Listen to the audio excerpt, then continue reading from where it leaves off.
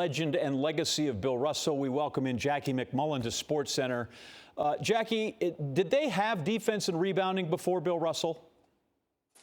If they did, it wasn't done properly, John. I can tell you that. He was the absolute greatest rebounder probably of all time. And I would say the most important and impactful, or one of the most important and impactful athletes that ever lived. Certainly the most impactful basketball player. But you can't begin to, and I don't say that because he won at every level, which he did. I don't say that because he won 11 championships in 13 seasons, which will never, ever, ever be duplicated. I say it because in the face of all that, with so much to lose, John, this man was a fearless civil rights activist at a time when our country was really very racially divided, particularly, by the way, in the city he was playing in. This is also the same Bill Russell who, when Martin Luther King was assassinated, he and Wilt Chamberlain were going to play each other in the first round of the playoffs. Wilt was playing for the Philadelphia Warriors at that time.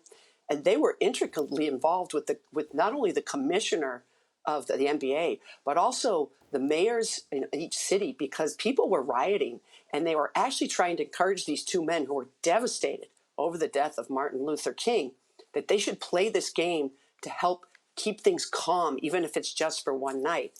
And that's what Bill Russell and Wilt Chamberlain urged their teammates to do. And then, of course, they played that game, and then they had a pause in the middle of the playoffs so that Russell and Wilt could both go to Atlanta and march to Ebenezer Church with Martin Luther King's family.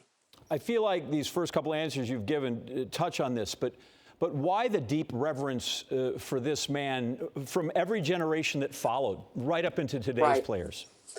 Well, I think the most underrated part of Bill Russell that people don't talk about enough, and I had a chance to learn some of this, was that he was a gigantic mentor to 4 or 5 generations of NBA superstars. I'm talking the best of the best. I'm talking going to visit Julius Erving when he's an underclassman at UMass. I'm talking about Kareem Abdul-Jabbar. How about this one? 1987 Eastern Conference Finals, John. Isaiah Thomas is about to beat the Boston Celtics, defending champs, on their own floor. Instead throws the ball away. We also remember that. Bird stole the ball. The next day, he's sitting at home at his house. He doesn't want to talk to anybody.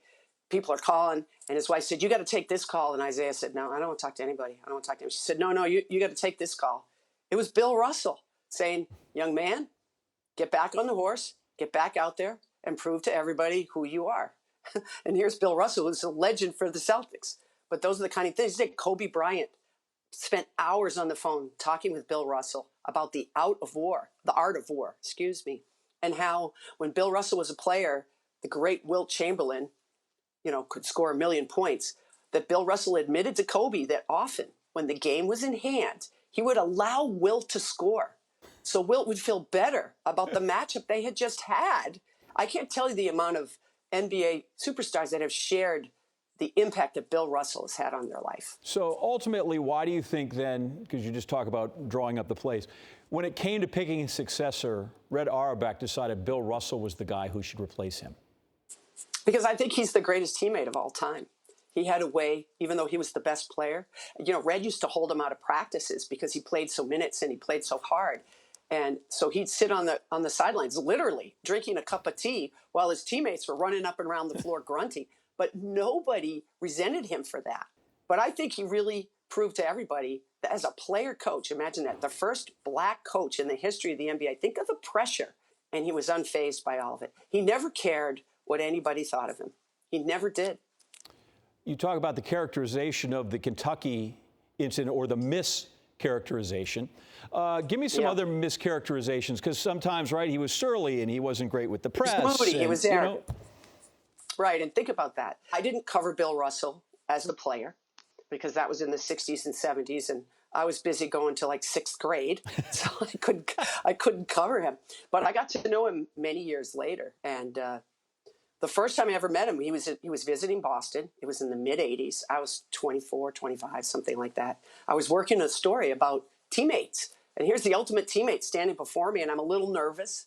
And I said to one of the veteran scribes, Boston scribes, who had been around a long time, I'd like to talk to him for my story. And this guy had clearly had a history with Bill, and he said, "Don't waste your time. He'll never talk to you. He'll just sneer at you. He never talks to any of us."